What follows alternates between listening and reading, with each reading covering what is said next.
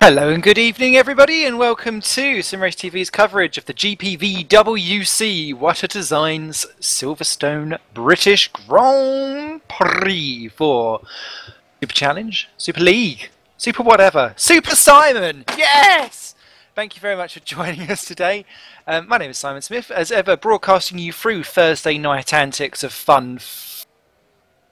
And alongside we have Mr. Ollie Woods. Hello Ollie. Evening. How's How it you going? doing? Yeah, not too bad. How are you? Yeah, not so bad at all, not so bad at all. Looking forward to this excellent race on this specially designed circuit that Water Designs has put up for us. So thank you very much to Water for that. We've also got Simon Mlush, Mr. Cameraman Extraordinaire, on the old cameras itself. And a question I always fancied asking you, Mr. Woods. How much wood would a woodchuck chuck? If a woodchuck could chuck wood? I'm not sure. Probably a tree. Maybe two. Wow. My goodness. Poor old ozone layer. Yeah. So, we are just about... Non-essential personnel leave the grid now. The essential personnel are leaving the grid. 52 laps of high-octaned action here. Ruud Heesterbeek is your pole sitter for today for Nijo Racing. I believe the very first one that he's had of 2013. Certainly the first one that has been Ruud's in a while. And something that must be said, the top 19 separated by less than 2 seconds on the grid. It's going to make for a very tight evening of action, I think, Ollie. Yes, it's going to be an incredible night, I think. Certainly one of the best tracks of the year, I reckon. Really good overtaking points. I think all the cars now are getting to the point where they're very, very similar. So you're going to see very, very good on-track action, depending on how well, of course, the start happens. If we have a few people taken out, it won't be so good, but we can live in hope, can't we? Very fast turns 1 and 2, which does not bode well for that. But Ruud Heesterbeek leads us round on the pole position for Nijo. Alongside him is Alex Cooper for Simcraft Midnight Motorsports, doing a rarity because not only have we got Petter Kassa in third for Torrent Motorsports, making it 3 different constructors within the top 3 places, but Lucas Euler is behind teammate Alex Cooper in 4th position. A rarity indeed. Ben de Vries is in 5th, making his debut for Nijo Racing and doing a mighty fine job at it too. Jim Paris is in 6th for Torrent Motorsport, and a big shout out to Jim. Apparently had a motorbike accident on the way home to this race and is not feeling too great. So please do go to the hospital, Jim. Sim racing is not always your friend in that department. Redshaw of the Lewis variety is in 7th for Hawkeye. Alongside him, another new stalwart, Ryan Walker, making his Super League debut alongside in the 2nd Hawkeye. Great for him. Jason Muscat 9 for Red Archer. Steve Verloy in 10 for Kernau. Adam Rouse is 11 for Woods Racing, alongside teammate Tom Parker, who's had about 6 laps practice in rounding off the top half of the grid for Woods. Indeed, and then we got Lee Morris in 13th for Canal Sport. He did qualify higher up the grid, but 5-place grid penalty from last time plus 5-place forgotten about grid penalty from Austria means he sits nearer the middle of the pack. In 14th, we've got Mikko Suokas for Northampton Racing. He's another debutant, replacing Mr. Dave Carl-Smith. And then we've got Casper Mortensen for Constant. I think it's his debut. I might have missed him somewhere along the line. It is indeed. Cool. And then Dale Stone's right behind him in the other Constant, constantly 15th and 16th, for the sounds of it. Sorry, I know the Stantons are going to be killing me for that one. Boyd Bryson, 17th in Phoenix colours there. And then Jordan Weeks, 18th for Northampton. 19th, David Junt. Two of the quicker guys. I'm surprised they're that far back. Paul Joseph in the green stripes in 20th. Possibly his debut as well. Don't know. And then 21st, yeah, blimey, night of debuts as Kieran Ryan, 21st in Phoenix. He had a little bit of a wobble there. 22nd, Vinod Moodley, other green stripes. 23rd, Georgios Davakos, let me get my words out, in a Halcyon car. Good to see a Halcyon on the grid for once. And Miles Dixon in 24th is the only ST car we've got. So with 1 Halcyon missing and 1 ST missing because Mr. Fuller's busy, we've only got 24 on the grid tonight. We have indeed, and they've just got lined up into place. Dixon nearly crashing into the back of the car in front as they get to the grid. Here come the lights. The British Grand Prix is off and away. Heesterbeek's away relatively slowly. It looked like Kassa had got away particularly well, but is not quite through in a second phase. He cuts across Heesterbeek on Cooper, who goes in behind. Everyone else comes streaming through. It looks as if we're all okay for the time being, but it's down into the second part that it all goes off, and someone's going, oh my goodness me! That was Parker's gone in absolutely crazy and smashed into everyone. Then has gone across the track from there as well. Parisius, he won't have liked to come home from an crash from that because he's crashed straight away down to last position. He's to beat leads. Cooper pulls out and is about to dive through for the lead. No, he can't quite do it. So it's he's to beat Cooper Acasa. Lee Morris from 13th to 4th. And there's another massive crash behind. Someone's up in the air and upside down. That's a Halcyon involved. David Junt spinning round. I can see a Midnight in there too. It's Euler.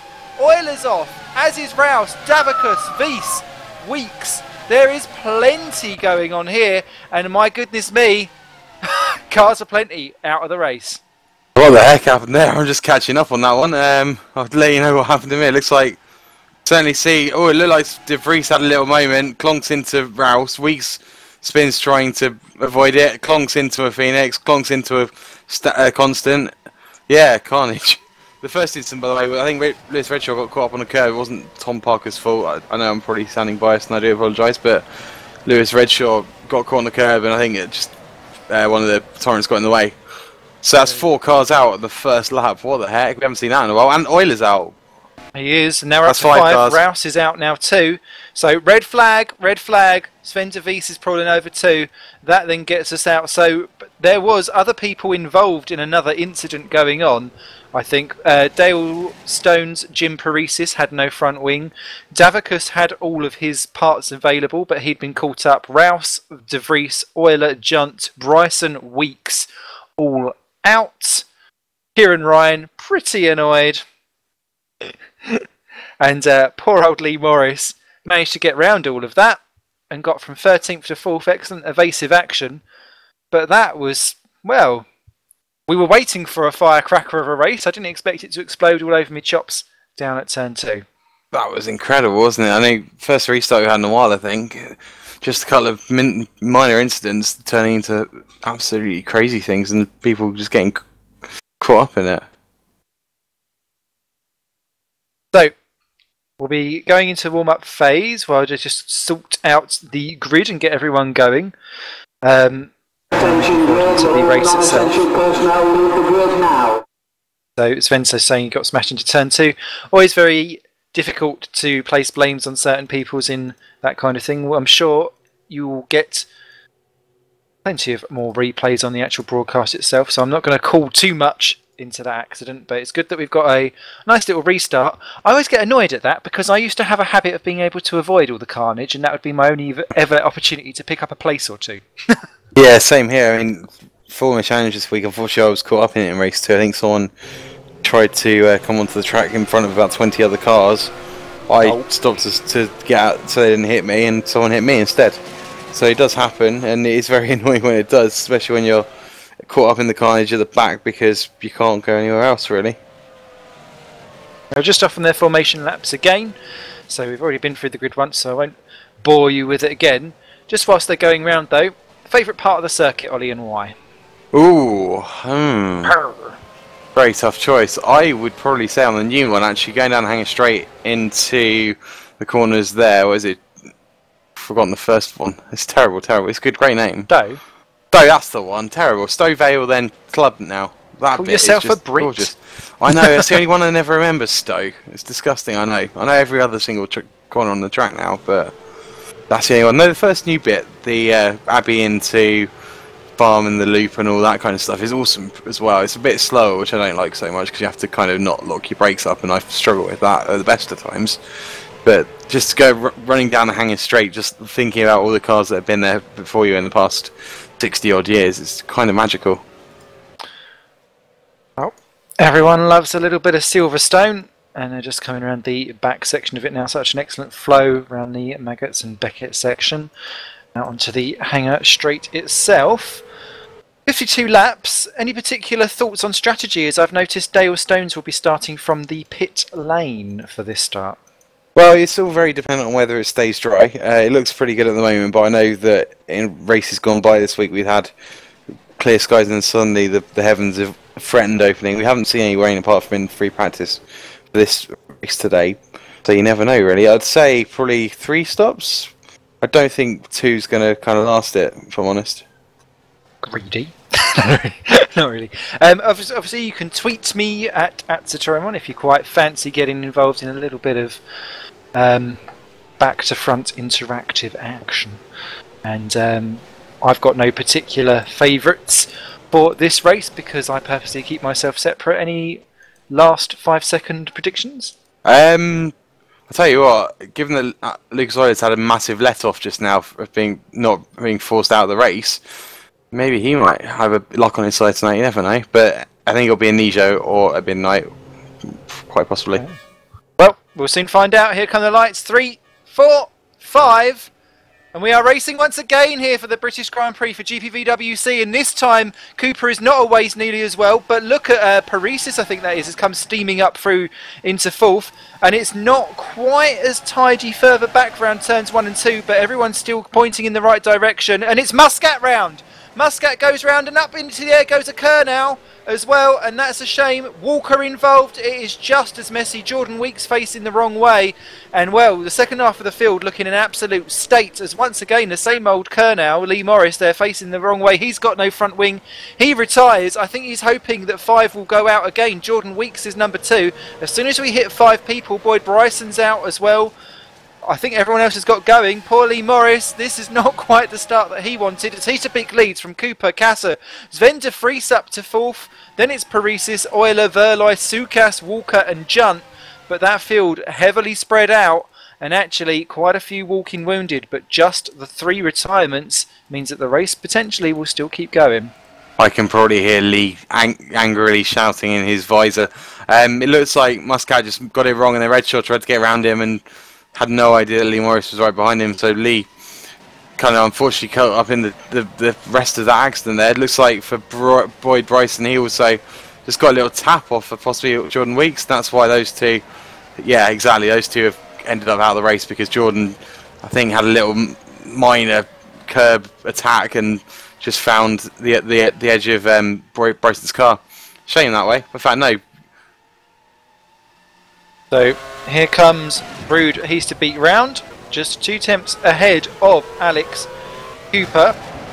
Then it's Kasser, de Vries, Paresis and Verloy leading the rest round. People without a front wing, we've got Muscat, Joseph, Kieran Ryan and Dale Stone's not pitting, but those are the 4 that were most affected. Still Heasterbeek leads though from Alex Cooper. Peter Kasser is 3rd, Sven de Vries 4th, then Paresis, Verloy, Euler then 7, and he's having a go at Verloy for 6 and 7 as he needs to get back through again. Sukas excellently up to 8th, then David Junt has got round Walker for 9 and 10, Rouse, Mortensen and Moodley in the points there for Green Stripes, that's Dizzy Heights, and Davicus in their points in 15th for Halcyon, so all depends on exactly how you manage to get through, but Heasterbeek under immense pressure for Cooper as they go around the fast section. Yeah, there's going to be a few battles already, aren't there? We've got Lucas Euler who's kind of out of position. I don't know what happened at his start, but he went backwards more than anything else. He's going to have a bit of work to do against Steve Verloy, who's a... Oh! I haven't said that. Yeah, sorry. Right way around the outside, Cooper gets pushed off there as he tries to go around the outside into Stowe for 1st and 2nd. Sorry, I was squealing like a little bitch, really, to be quite honest, out from laps 2 and 3. There we go, now you all know what some of my noises I make are. And Heasterbeek continues to lead, but Cooper goes into more and more pressure, and Heasterbeek runs out wide into turn 2. Cooper not quite able to capitalise into 3 and 4. This is allowing Kasser and de Vries now to close up. 1.5 seconds covering the top 4, and Heasterbeek looks like a man under extreme pressure as Euler, past Verloy for 6 and 7 behind, will want to join this little quartet as soon as possible. Cooper takes a little peek out. There's nothing doing down into the end of Sector 1, and he's got to wait now probably to line himself up for another stab down the outside at Stowe. Well, we know how quick those midnight cars are, don't we? We've seen them pretty much maxed out since the start of the season. I suppose Rude Heasterbeek has really got to push it now and try and get a bit of a lead going so he doesn't get jumped in the pit stops more than anything else. Absolutely. Tom Parker's just gone around Davicus for 15 and 16th position. Dale Stones is up to 18, and all 3, Ryan, Muscat and Joseph, have rejoined, but Paul Joseph is actually rejoined without a front wing, it shows for me. So, oh no, it's just clipped on now, so he's alright. But yes, as they come down the back straight again, lap 3, and look at the way how Cooper just gets sucked up into the slipstream of Heasterbeek, but he's just got to the right at the end of the actual straight itself, and he was like, I don't quite know where to go, but he's fancying half a stab down into the final club chicane, and, club corner, sorry, and no, Rude takes a very tight line in there. Difficult to defend round Silverstone. It is, yeah, there's so many quite fast corners that you either have to kind of let them through, or just shut the door and hope, really. I mean, so many good corners here, like Maggots and Beckett's. I almost said Baggots and Meckets. That could have been misconstrued. Like even things like Luffield, if you don't brake right, you know, Paresis in the wall. Sorry to shout over there. Jim Paresis, 15th position, gone off on the final corner. And that was bizarre because he just seemed to trail off on his own. So I don't know if he actually had like a disconnection or something or like a bit of lag. He's now got a front wing, and that is him limping back for Torrent. I wonder if it's lag or if it's a dodgy knee. We know he's injured in the cockpit. He's hoping that he's not going to keep going if it is an injury. I know there's some of the cyclists in the Tour de France are stupidly going on with broken hips. Well, stupidly or bravely, you be the judge, I suppose. Let's hope that this race isn't quite the same for Jason. Yeah, good luck to him. Casper Mortensen, 10th position, has just gone round the outside of Ryan Walker, coming into Cops. And that is an amazing move, and it looks like he's trying to have a go at Adam Rouse too for 9th, 10th and 11th. Side by side through Maggots and Beckett's. Casper Mortensen making certain waves on his debut. Cooper also having a look at Heasterbeek, but not able to do anything into the last couple of corners. Down the straight go 9, 10, 11. Rouse, Mortensen and Walker. Walker takes a little peeky-boo out. Redshaw recovering behind in 12th for Hawkeyes, potentially the fastest of the 4. That's all going to get together. Walker gets out of the way for Redshaw and says, there you go, bruv, through you go. And to be quite honest, Mr. Walker, I think, will be very satisfied with himself to be able to keep up with Brittany's pace, especially when he's a chart topper. And lap 5 of 52, all kicking off here at Silverstone. Yeah, you noticed that Casper Mortensen just went over the grass a little bit, kind of not sure whether he should have yielded the place because he definitely gave him a bit more of an advantage than he had. Of course, the team orders between Hawkeyes are going to be very important here. Lewis Redshaw mathematically still doing well in the championship, and we know how quick he is. He needs all the points he can get, really. Ryan Walker just filling in for the race while Bart de Vos is away, so you might as well let him through while he still can.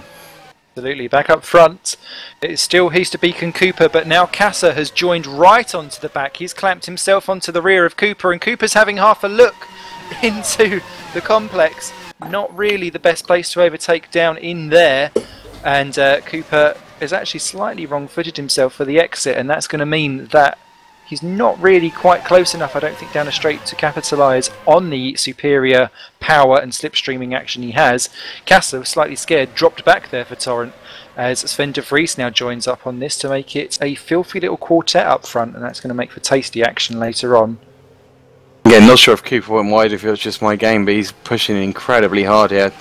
We've seen throughout the year that he's not been particularly happy with settling for lower podium or worse. I think he'd quite like a win today. Definitely. Jim Paresis and Paul Joseph, they're just making a little bit of contact down at the very back, and that allows Paul Joseph just being overtaken there, so he's now back into last position. Heasterbeek very much under pressure from Cooper, Kasser, and now de Vries on the back. Less than 1.5 seconds covering those 4, so you could throw a blanket over them, and actually that would be a quite cosy tea party. Cooper takes the inside line, but that's very easily cut-offable. Very easy to actually end up having a collision by doing that. We've seen it in real life, we've seen it in sim racing events too, and Euler not getting away from Verloy in 5th and 6th either, and that's surprising. Well, notice that Euler is on the prime tyre, the yellow tyre, which means he's got slightly less grip on the track, but it means the tyres are going to last longer and he can get out of the way and get onto the options later on. I guess he knows that he's such a good driver that he can actually kind of do that, qualify slower than everybody else slightly and end up going longer and probably actually spring some surprises come the end. Definitely, as Cooper once again sucked up onto the rear of Heasterbeek, but just he just needs an extra couple of 100 metres and then he blasts past. He takes a little peek once again down into club, but it's always a little peek but never an actual decisive bomb. I don't know if he's waiting for Heasterbeek to just go, oh, he's having a little peek and then do a surprise stabbaroo through. Kasser just keeping a watching brief, hoping for it all to get a wee bit nasty. And very difficult rounds, turns 1 and 2, to follow a car because it's such a quick, immense change of direction. I'm sure that must be slightly off-putting. Yeah, well, we've seen Easterbeek and the other Nijo car drivers do really well at the low kind of aero places where you need more power, and this is one of those for most of the track. You've got that little first section there, but the rest of the time you've got 2 straights and lots of high-speed corners, so look to see him kind of pull away on the straights and Alex make it up in the corners. Lewis Redshaw. Oh, Casper Mortensen, 12th position, is round. Now, they were battling side by side with Rouse. Oh, and I think it was actually, yeah, Redshaw went to go and have a little bit of a go down, and Mortensen just gets caught on the inside curb around the loop. Round he went, rejoined now in 13th position, just ahead of Vinod Moodley, who's clinging on dramatically. Davicus is round at exactly the same point. What is this? Trying to do a remake of the actual real F1 race. Dale Stones goes up into 16. Davicus out of the points now for Halcyon, so he won't be pleased with that. Back up to the leaders, and look at Easterbeek having to go so defensively down the hangar straight. Cooper there was trying to just drag his front wing right the way up onto the back. Is this going to be the one where he takes a stab? No. Actually, if anything, now Kasser is practically sniffing the crack of the exhaust of Alex Cooper, and I don't think he liked what he smelt because he dropped away a wee bit. Well, those exhaust fumes these days, not too nice, are they? I think with Vale on Club Corner, unless you're really right on the tail of the other person, you're not going to really have a go because you end up compromising yourself. I know for the challenge I was doing, trying to be a bit faster on my final qualifying lap, and I just slightly outbraked it by about 10 metres and lap over. You know, you don't want to be race over this early on. No, definitely not. Cooper looking very feisty again down at the end of Sector 1, but they just seems to be running ever so slightly too... Well, doesn't quite catch up onto the slipstream quite so much. Euler's still got Verloy all over him. They've dropped Miko Sukas and David Junt, who are still battling over 7th and 8th quite dramatically. Adam Rouse has been on the grouse and dropped slightly back from that in 9. Walker's still 10. Tom Parker now 11th, ahead of Lewis Redshaw, who's been caught out with that spin from Mortensen. They're now 12 and 13. Vinod Moodley 14, with probably his most competitive race to date, actually. Same with Miles Dixon in 15th. In the points for ST, my God, what would happen if ST managed to get into the points? Constant is in 16 with Dale Stones, then Davicus, Kieran Ryan, Jason Muscat, Jim Paresis and Paul Joseph all still running despite pit stops, and that's Cooper again trying the outside look. He's got a much better run out from Stowe Corner, but just nowhere to stick it, unfortunately. And Sven de Vries and Petter Kasser just keep watching briefs. Surely all of this battle as Junt and Sukas nearly go side by side into Stowe must be helping, if anyone, Lucas Euler, because he's dropped 11.5 seconds off. They're not focusing on poor pace because they're busy scrapping each other.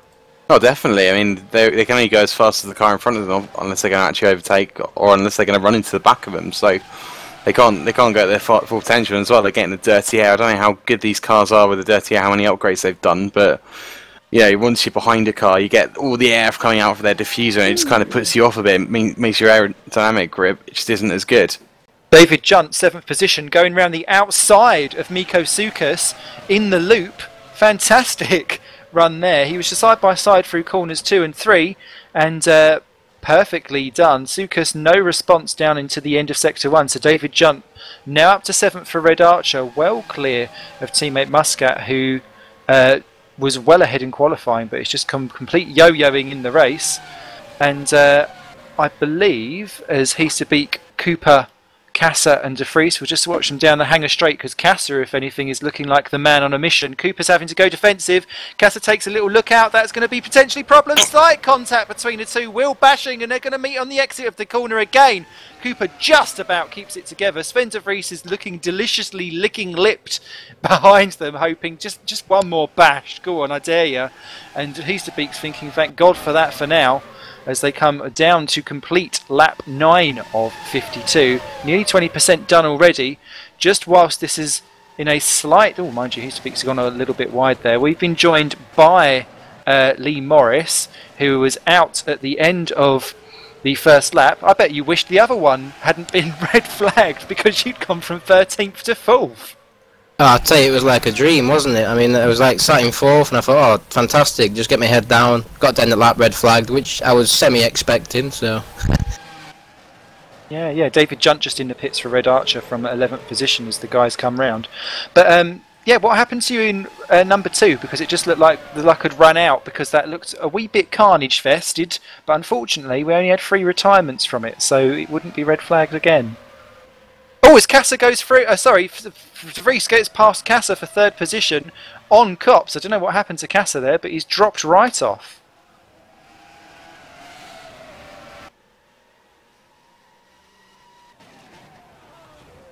Oh, and actually, just whilst he's thinking there, Cooper having a go at Heasterbeek again round the outside into Stowe. That's not going to work there. Sorry, Lee, what happened to you in race in the second start? Sorry, I didn't want to butt in case we were going off there. But yeah, it sounds like a manic race.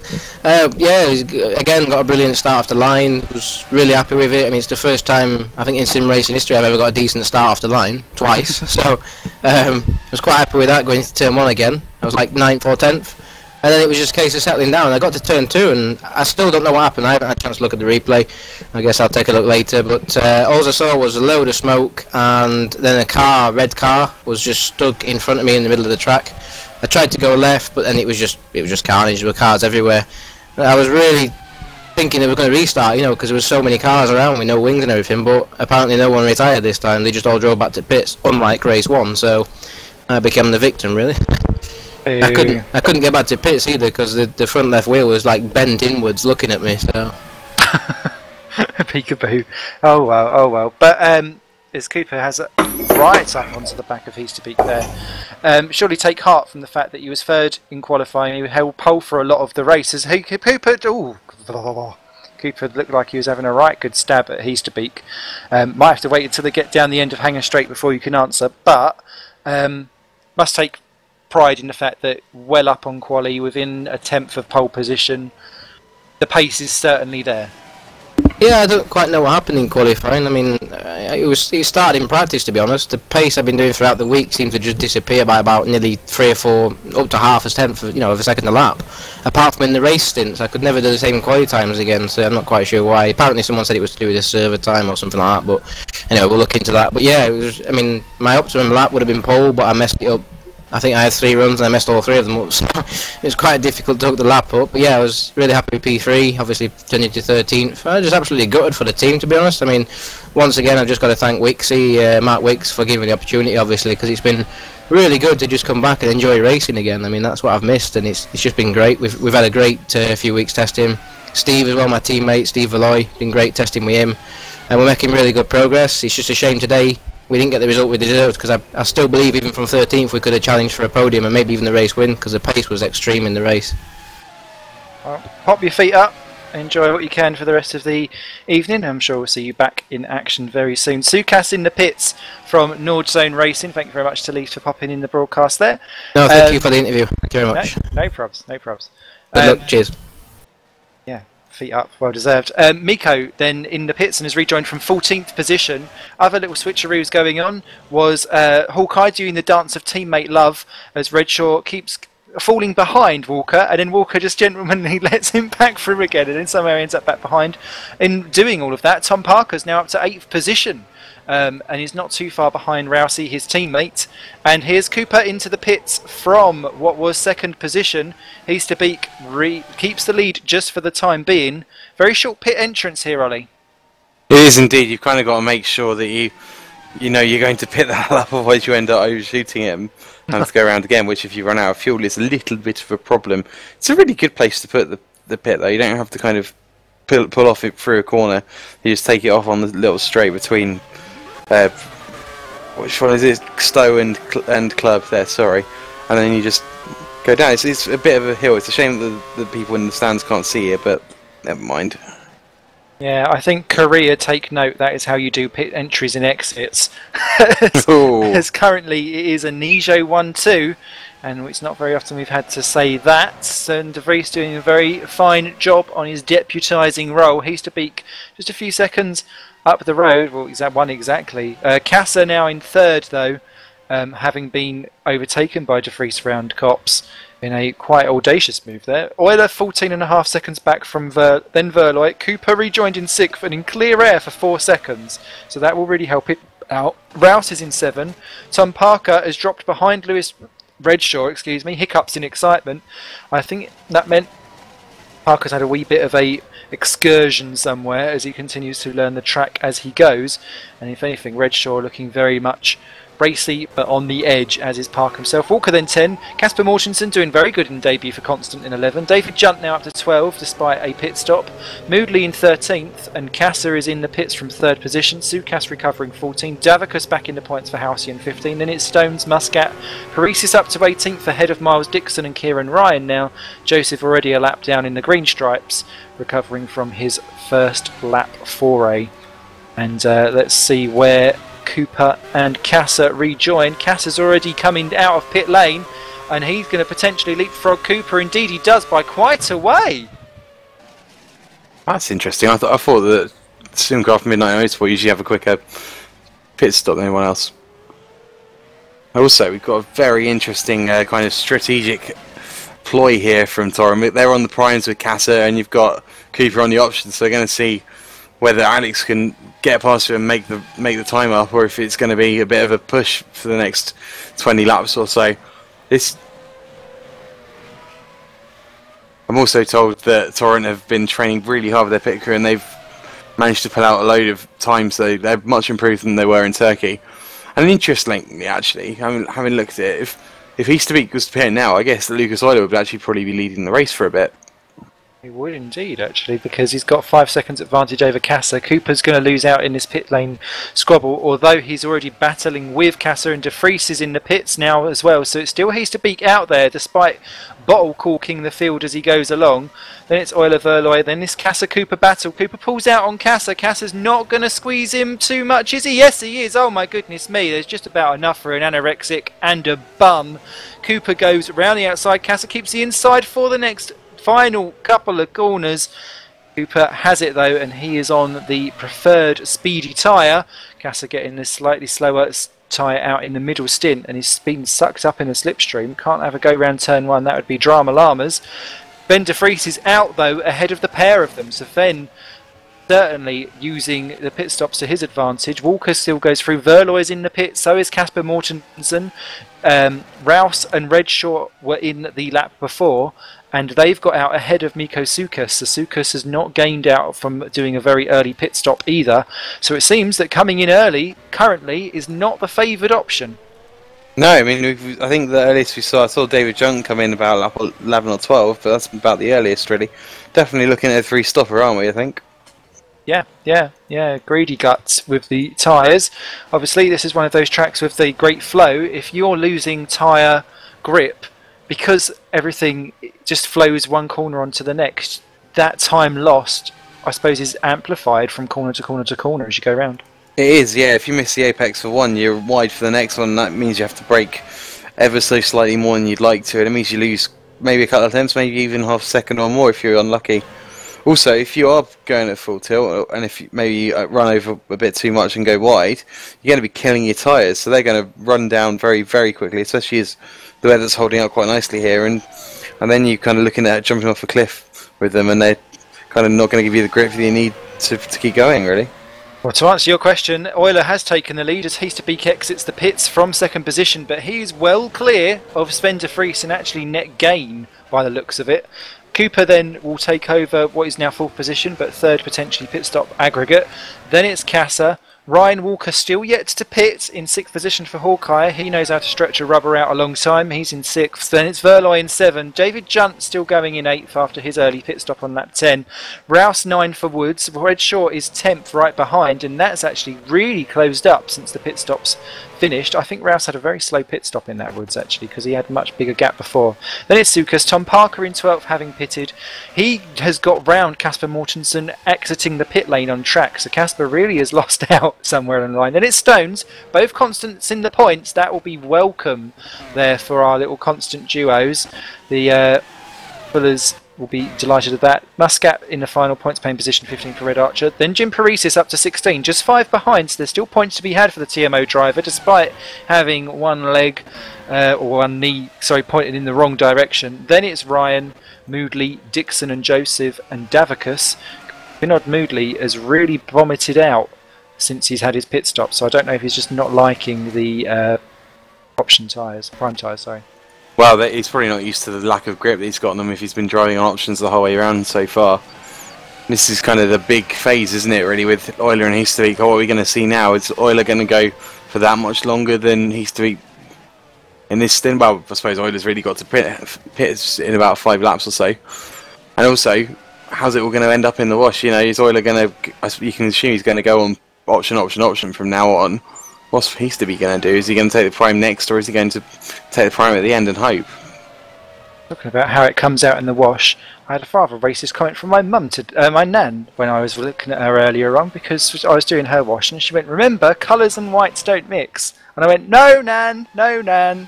And I thought she was being a little racist moose, and actually she was talking about washing. Then again, you don't mind pink shirts, so you can do that. Exactly, especially if I've got snails on. You can buy my B&B merch, by the way, plug, hint. Oh god, really? Yeah, I've got a whole store. Cafe Press for the win. I suppose that'd be pretty good for disco nights. Fighting brighter reflex sword. Yeah. Snail lights. I should be back in action actually quite soon for FC. Hopefully, we shall soon And you'll see. still be faster than me. Lols, not. Euler still leads then. Lap 17 of 52 ahead of the Nijo pairing of Heasterbeek and De Vries. How long would you expect Euler to go for? We're on lap 16 at the moment. Well, I'm not sure. If I'm honest, I haven't really played with the prime tyres too much, but I don't know, maybe if 5 laps more, maybe that's kind of pushing it a bit, but we'll soon find out. I don't think he'll be going some way to the halfway point of the race somehow. That'll be pushing it a little bit too much, though, given he's an immense strategist, you never know. 16, 17, 18, fantastic battle. Muscat going round side by side the entire Sector 1 with Miles Dixon. He's going to go round the outside and sweep and take 16th position from the ST Racing driver. Put up a very good aggressive display, but he's run out wide, and Vinod Moodley does not need a door to be opened for him to come steaming through. In fact, he's quite well known for steaming through when the door's closed. And the Green Stripes Racing driver quite keen to get back past the ST man. And Miles clinging on to the edges of the points, really disappointed in qualifying, over 5 seconds off of pole. That car not as developed as the rest. Trying and hoping for a few more DNFs so that he can capitalise and maybe get ST finally on the board. Cooper They were and last Co. race. Oh yes, they were, weren't they? Yeah, they're on the board now, which is fantastic. Wouldn't mind a few more though. Let's just be greedy, Guts. Go on, I dare you. Why not?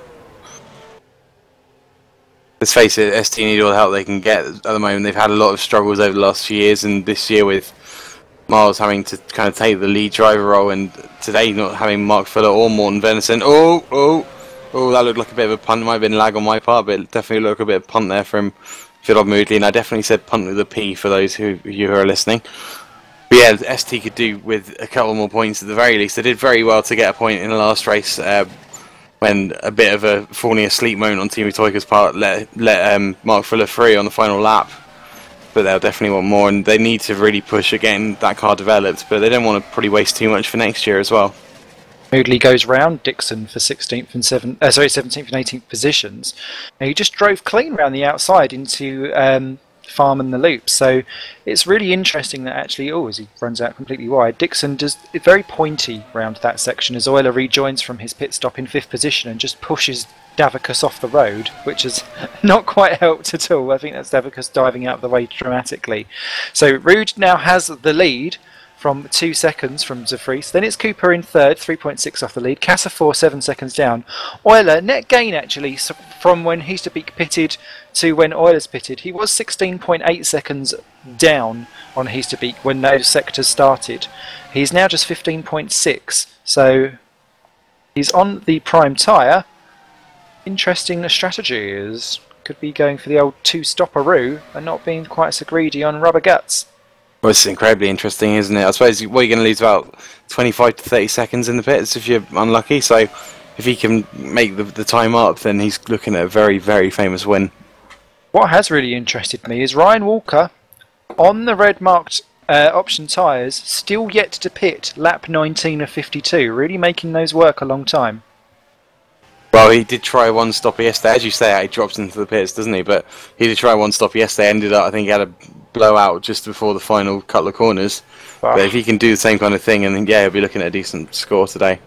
Ryan does need to learn how to hold his wad and not letting it blow out everywhere. And obviously tyres are the big talk of the real F1 itself, quite interesting that we saw blowouts here as well. Is that Kasser and Euler switching position? No, sorry, it's Verloy and Junt switching positions, I think. Oh no, sorry, it's Walker in the pits. I was getting all excited over absolutely nothing. Put me down. It's alright, you stay in the corner there with your whiskey in hand, you'll be fine. Actually, it's good to see Ryan Walker back in the Super League. I don't think we'd see it this year, because I know a lot of the time he's been saying, no, I'm going to leave it till next year and kind of fight for the championship, but he's doing a good job here, kind of standing in for DeVos, and also I think Oscar Hardwick wasn't expected to be here today, and he's let Ryan have his place, which is very kind. I'm sure Rick Scott, their team manager's not too very happy about the money they've had to pay for him as emergency driver, but what can you do, huh? Well, hopefully the money they pay in emergency driving will come back to them in points, as Miles Dixon backwards out of Stowe, I think that is, in 18th position, yeah, and that has allowed Moodley through. It's allowed Kieran Ryan through. He's down to 19th, and he's gone straight into the pits. Now I'm just going to do a quick rolled replay. Yep, that was all of his own doing, just lack of grip. Round he goes. ST's wheels are off the wagon. Yeah, I think we've given them the commentator's curse saying, let's see him get some more points. It's not really helped them out, has it? No. I'd say, oh yeah, let's just not mention a driver ever again. Let's try to not do that. It could be a bit difficult commentating for us today if we could just call him in the helmet. That reminds me of some of my Saturday nights. It's the only way you can know who you've been with is by their helmet. But Tom Parker, actually, talking to helmets, is up to 10th position for Woods Racing, which is quite nice, ahead of both Hawkeyes, who have done it again. It's like they can't be parted, and they keep swapping positions like a little ballad. I'm really curious of that, because actually what it's going to do, both the constants of Casper Mortensen and Dale Stones are closing them down. They've got to be careful that they don't end up pirouetting each other back to front. Yes, there is that slight problem. I mean, if Ryan gets ahead and then breaks in the way of Lewis, then I'm sure he's not going to do that because they're great racers, but if he does that, it could be curtains. It's very interesting, actually. There's a lot of banter going on between Woods and Hawkeye at the moment about Hawkeye constantly being better than them and them constantly lording it up over us. And we've just had Miles Dixon's just gone spinning out of Luffield, and he's retired with a suspension failure. Davicus actually has a bizarre incident coming out from loop and spins on the straight and has just pulled off and retired, so I wonder if he's had some kind of steering arm problem or something like that. So both Halcyon and ST out, though, and Sukas is out now too with a DNF, all at the same time for Nordzone, which is a real shame. That's a disconnection for Miko. Dramas, all of a sudden, another 3 out, and that leaves us with just 18 runners and riders remaining in this British Grand Prix, lap 22 of 52. It's weird looking at Davagos' incident. I don't know if he just stopped suddenly. Trying to work out what happened there. He just suddenly pulls over and stops. Very weird. Maybe it's his dinner time. Or bedtime. Who knows? Who knows? Georges, who I know very well from his endurance racing, does some pretty fine work on there. And I do like his broken English on a forum because it can cause you much drama. Moodley back ahead of Kieran Ryan for 16th and 17th position. Don't know how that one switcherooed back, but Kieran Ryan is all over him in the Phoenix F1 team. Phoenix struggled so much at the very beginning and have slowly caught back up, and they're really on the back tails. Instead of being a Caterham, they're more like a Williams now, as he goes toe to toe with Vinod Moodley for 16th position, pushes Moodley to the outside and says thank you very much, I'll have that 16th place. Paresis is next one up the road, but he's busy reeling in the Red Archer of Muscat and everyone else ahead of him as the field slightly settles down. But I have to say, Sven de Vries, despite a little bit of a wiggle because of too much curb munching, seems to appear to be ever so slightly faster than Heasterbeek. I think he will have just had a heart attack seeing Jason Muscat appear in front of him, but yes, he is reeling him in by like a few thousandths every sector. He's doing a good job here. He's well known for being a good racer. In the Spanish Formula Challenge race, he came 2nd and 10th. So, you know, you can't discount him here. He's going to do a good job, though. I think he'll probably do a job for Red Easterweek and let him stay ahead, just like Ryan Walker's letting Lewis Redshaw ahead, because at the end of the day, this championship doesn't matter to him right now. He just wants to impress for next year, probably. Yeah.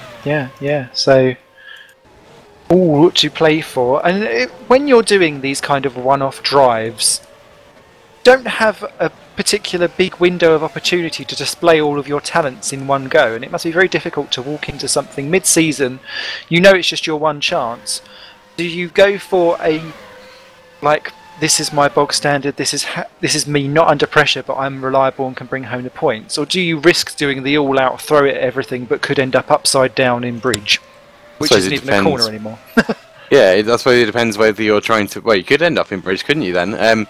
So it depends if you're trying to impress for the higher teams or the lower teams. If you just want to be on the grid no matter what, as long as you can show that actually you're quite reliable. And a lot of the teams here, even the higher up teams and the longer kind of term teams, the ones that have been here for a few years, they put so much of an emphasis on being reliable, because the amount of people that suddenly drop out 3 races into the season, it's embarrassing for the teams that they have to do that if they'd find someone else, and it's also expensive as well. But at the same time, you don't want to be known as someone that pooted around in 20th for 52 laps. Sorry. 20th? 20th? That would be dizzy heights from that. Would, wouldn't it? I was going to say. Yeah, that's dizzy heights for both of us, but still, in a grid when there's 26, it's not quite as impressive, I would suggest. When you're in a grid of 50, yeah, brilliant, but 26, not so good. No. Coming up to half distance then at this not Formula 1. I get carried away with myself. Super League, one of those. It's Super Dupers, and there's a change of position. And why is that? That is because Dale Stones is in the pit lane for 13th position. No, he doesn't, and he has retired from the Grand Prix for Phoenix F1, and he made it into the pits with that. So I'm assuming he's binned it at Stowe, because that's one way that you can go straight into the barriers. A nice little loopy spin. I'm just having a quick look. He looked like he was playing reversey into the pit lane for about 20 seconds, trying to get into his pit box, but in the end he gave up on it. Yeah, he just comes out of, goes through Stowe. I don't know what happens really. He looks like he catches the curve on the left, comes back onto the track and just bins it into the barrier and then straight into the pits. It's a shame that. Kieran's looking good for maybe fighting at the points if a couple more people dropped out. Instead, he's the one that drops out. 17 drivers remaining. Cooper's in the pits, and he's just rejoined from fourth position, and he rejoins ahead of Euler. So he's had an entire pit stop ahead of Lucas, and he has gone for the option red ringed tyres. So he needs to pit again because he's done red. The things that come into my head when I say that, I'm not even going to say. I was thinking of UB40, frankly. Red wine. But there you go. I'd rather have some red wine. Oh God, Simon Melhuish trying to sing the great songs by Wet There, and me feeling like I want to put my fingers in my ears. Aww. Sorry, Simon. The joy that we get for background knowledge, and I believe... Wet. I think Simon Melhuish has cursed it. It's suddenly gone raining here. Oh, Simon, what have you done? Now, is there a song called Dry, Dry, Dry? Because we might need to start singing that. I'll get my rain stick out, shall I? What is this going to do to the complexities of the race? Bang on half distance, lap 26 of 52. Suddenly he's to beat, still only a second clear of Sven de Vries, who won't probably challenge for the win if he can help it, because it's not in the interests of this championship at all from a Nijo point of view. And from a Rude point of view, he'd think it was rude if he went and took the win, and that comes down to the last couple of pointies at the end. What on earth do they do now as they come around to lap Dale Stones? We'll watch the wet meter increase. Well, I'd like to see Rude get 3 in a row. That'd be quite nice. I think Sven won't be taking any soon, but this is really interesting. You got people like Alex Cooper who've just pitted. What a wasted pit stop. He could have gone in 2 laps later, possibly, depending on how the rain holds up, and he'd be 20 seconds to the better, wouldn't he? But it is going to be tough, because those people that have decided I'm going to run low aero and try and beast everybody on the straights, they can't change their setup that much. They can put a bit of brake bias. I don't know if they can put a bit of front wing on. I'm not quite tuned up on that. I'm just having a look. Oh, I can't anyway because I didn't qualify. What am I talking about? But I tell you what, it has happened. It's happened bang on the 3-stop window, because Tom Parker has just had to pit, as has David Junt, and they've got no choice but to come out on dry tyres, because it is nowhere near drippy wet enough for you to do anything else other than that. But surely if they're running these option tyres, there's only so many laps if they're on an aggressive setup to get the speed and not necessarily the wear lastivity out of the tyres. You're going to struggle to push it another couple of laps to wait and see. Yeah, certainly. If you go all out now, you're going to end up ripping your tyres up, and then when the rain comes down, you try and fight your way to the pits. You're going to spin round and round and round and round like Miles Dixon going around Luffield earlier. Absolutely. 17 guys still remaining. Both the green stripes are the ones not in the points. They'll be praying for rain, I'm sure.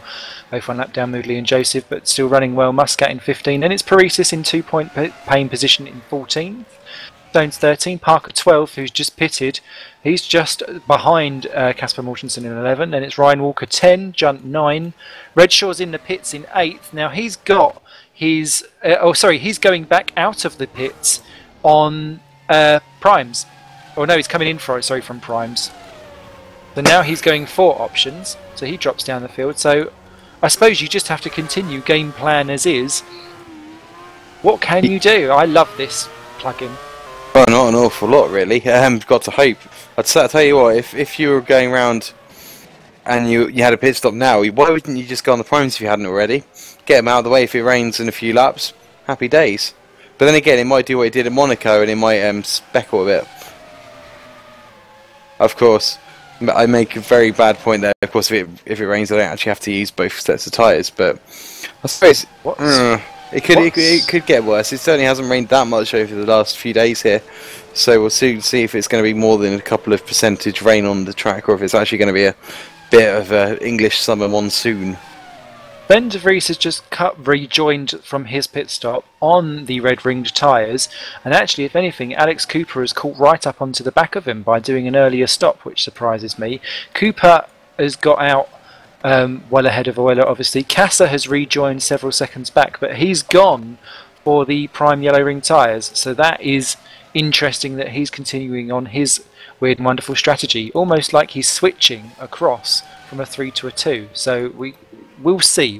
Is that someone off the track? That's David Junt in 8th position, who was trying to lap Paul Joseph, completely missing the final corner. I don't know if that outbreaks himself because he was on the wet line or a wetter line trying to lap Joseph or not. Lapping suddenly becomes an entirely different kettle of fish when the track starts getting a wee bit slippery and greasy. It does indeed. If you dare to take a wheel off it, you're going to go wobbling into the barrier. It doesn't look like it's raining too hard, if at all now. I don't know. I haven't got the kind of data in front of me, but it certainly looks a bit dry.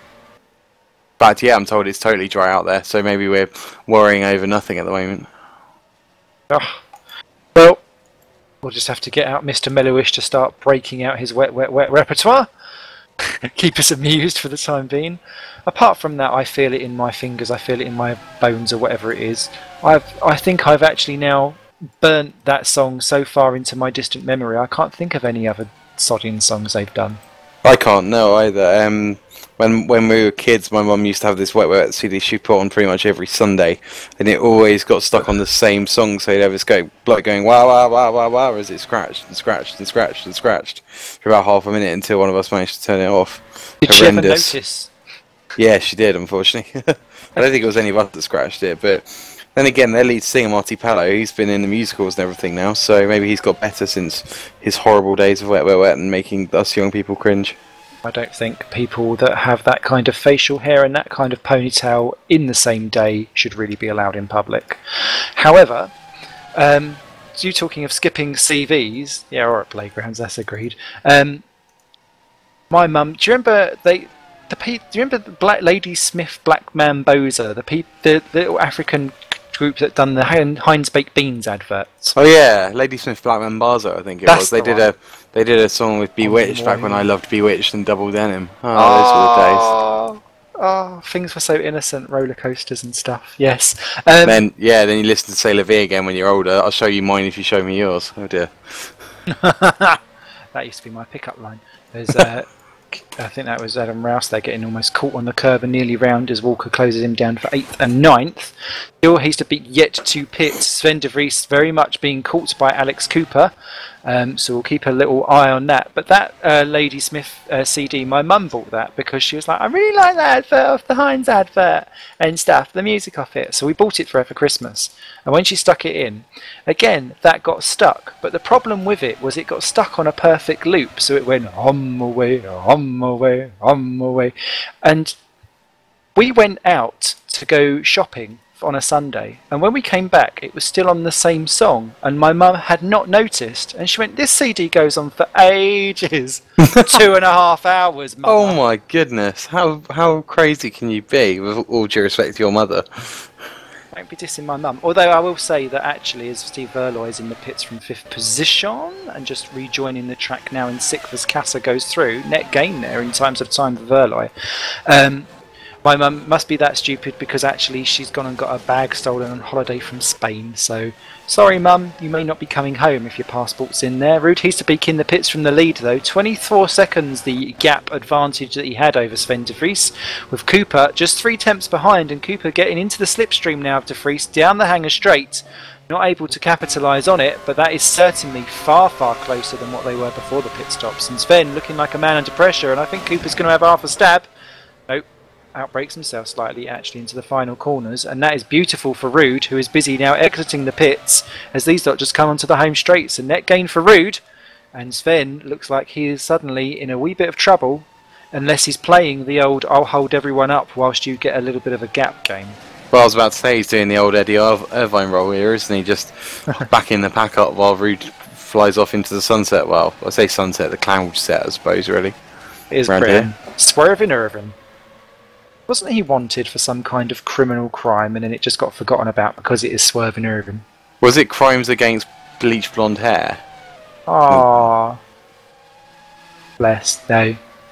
Actually, as Cooper has a little go round, we need to get back to some of those hairstyles. I remember there was a Minardi driver called Fabrizio Barbazza who wore an entire afro, and I was constantly amazed that he managed to fit it inside his helmet. As Cooper has a look at Sven de Vries into Cops. Oh my goodness me.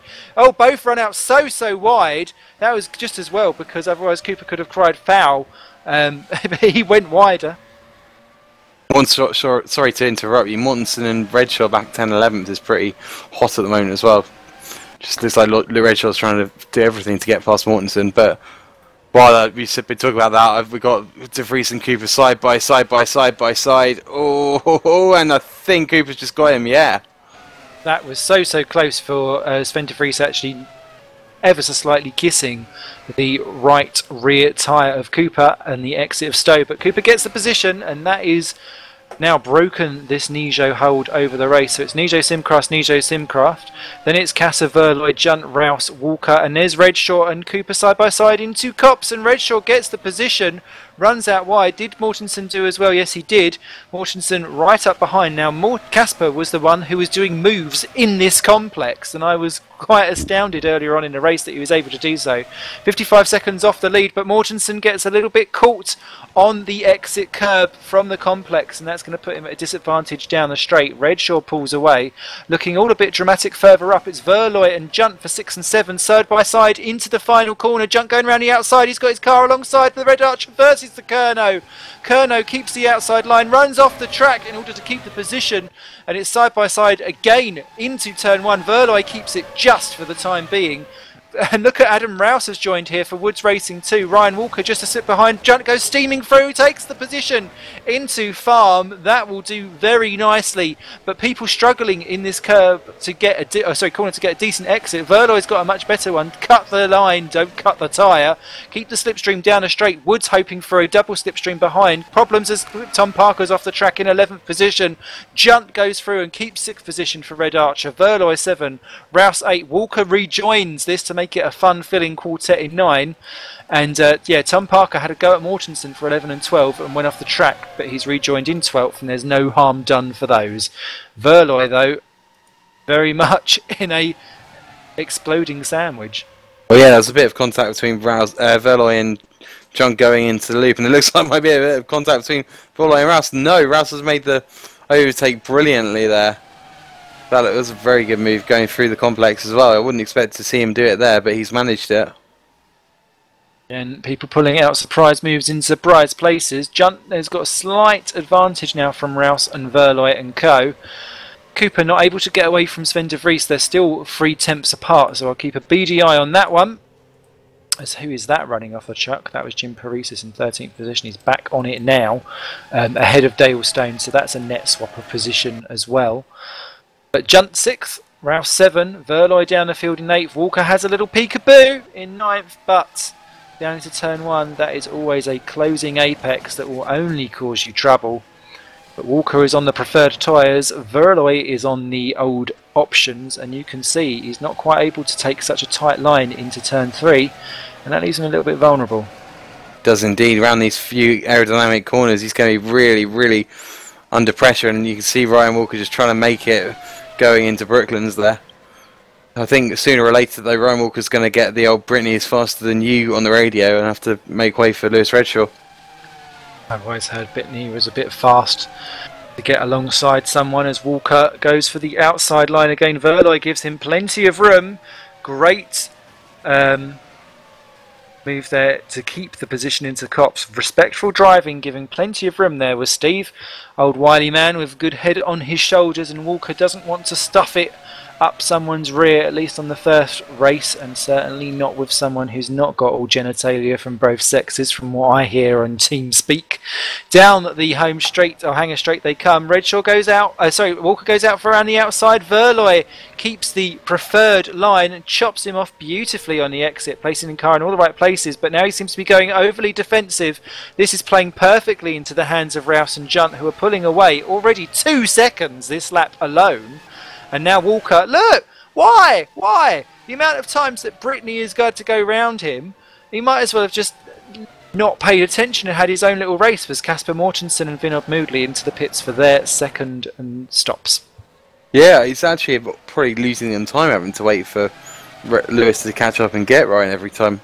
I'm sure Ryan doesn't mind being master on this occasion, but hopefully maybe next year we'll see him in the Super League and commanding a bit of a higher place up the grid. Who knows? He's doing really well in Super Cup, certainly. Here comes Redshaw through on Verloy, and they've been able to keep it stuck beautifully down the inside there at the end of the Sector 1 of the Silverstone circuit, and that puts Redshaw up into 8th. Now he needs to actually put some distance between himself, Verloy and Walker, so that they can stop doing this little serenade round. I remember having this same problem because I'm such a passive driver compared to my teammates.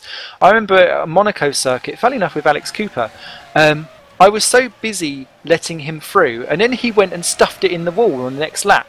And then I was like, oh damn, now we're going to have to let you through again. And then my other teammate, Maurice Zondag, I had to let him through. And I spent so long letting everyone else through that it cost me 2 positions by the end of the race, as Walker gets round Verloy for 9th and 10th before they even got to Stowe there. So Verloy caught very much down on power at the end of the straight.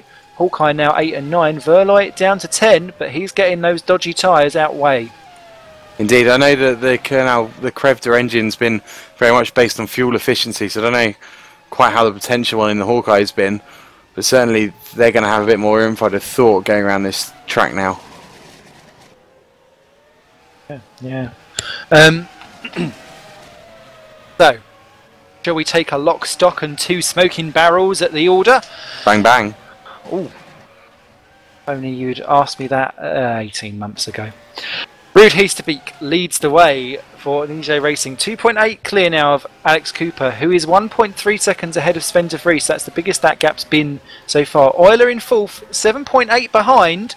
Do not discount that filthy bugger. 5th place is Peter Kassa in the Torrent Motorsports. Again, he's getting away on what we think would be a 2-stop strategy potentially. Euler, we think, is going to be pitting 1 less than everyone ahead, which is going to be scintillating for him.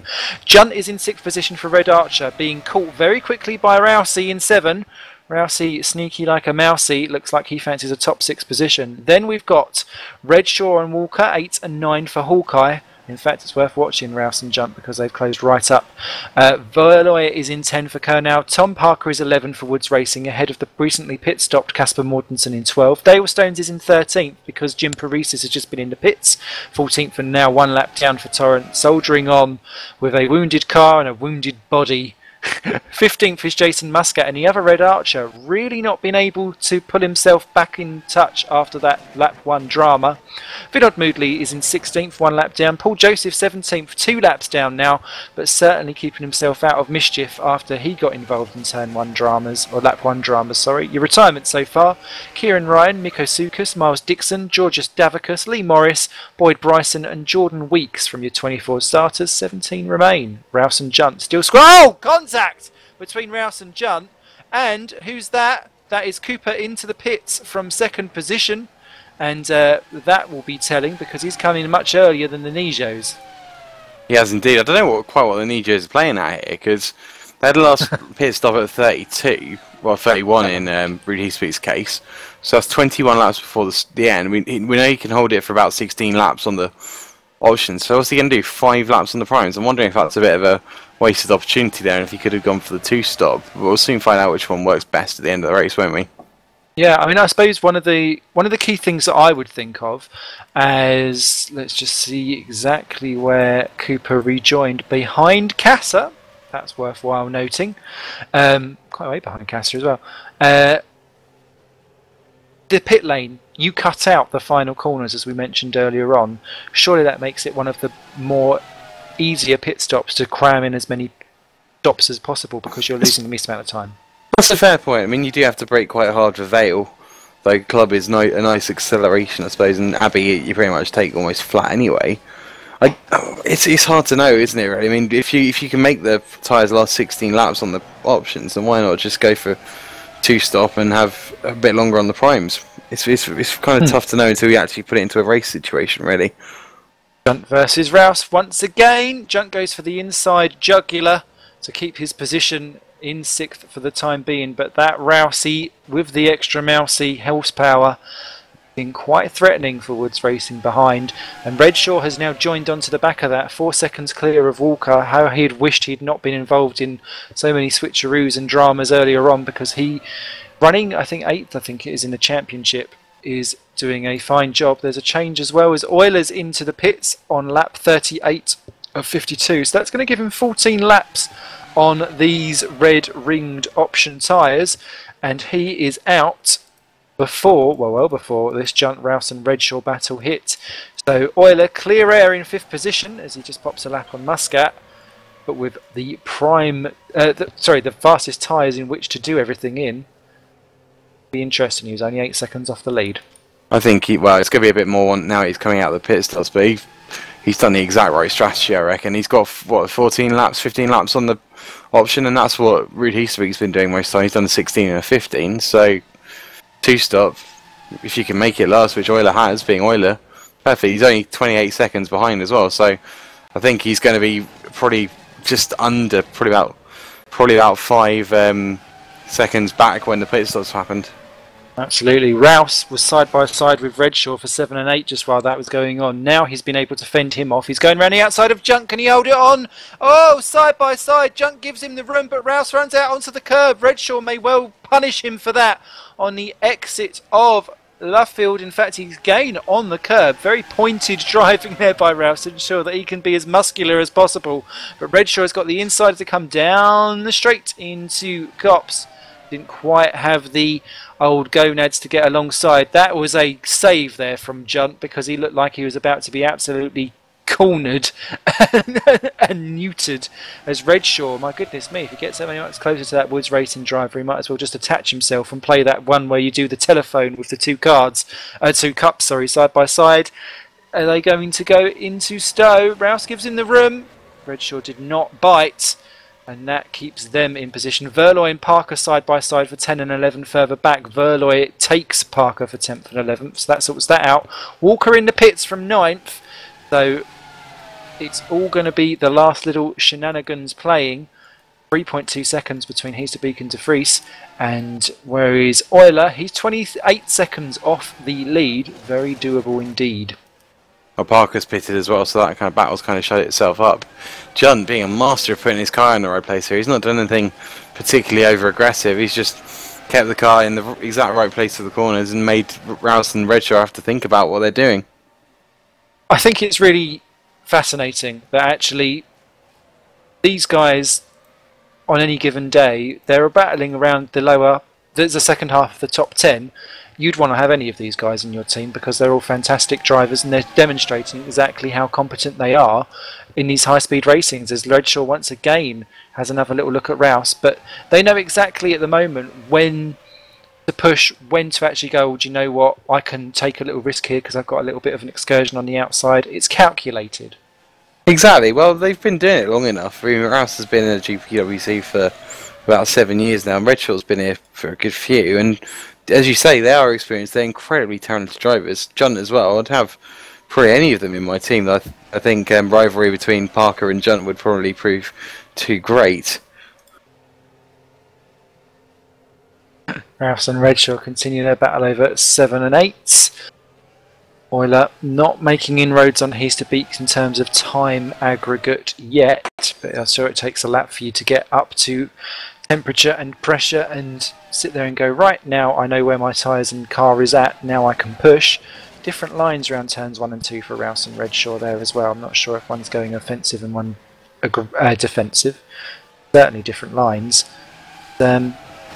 Yeah, it was. We knew this was going to be a close race because of how close it was in quali, and certainly hasn't faltered so far. As Kasser and De Vries only a second those as well, so we'll keep a little beady eye on that one.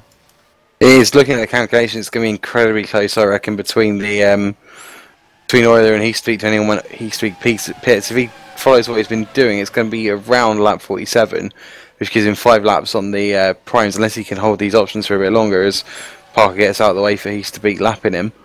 But Euler's best time on the primes was a 1:27.9, and Heasterbeek's on the option was a 1:27.2. So 0.7 of a second in it. If Heasterbeek gets out and Euler starts pushing really hard, he could have him.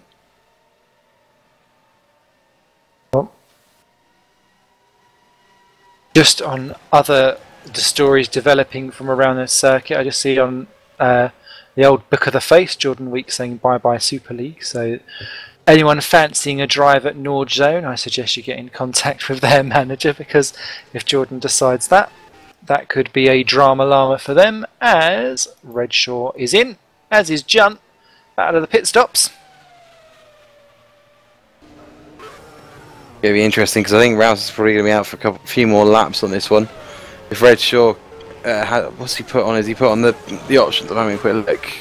Yeah, it's both on options. So yeah, if Junt and Redshaw can make these next few laps work for him, they could jump Rouse in this stage of the race.